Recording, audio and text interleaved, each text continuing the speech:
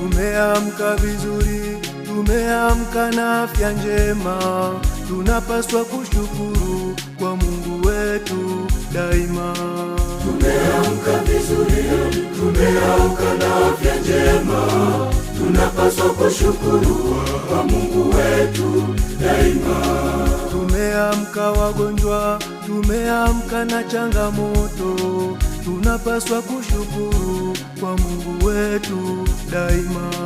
Tumeamka wagonjwa, tumeamka na changamoto, tunapaswa kushukuru kwa Mungu wetu daima.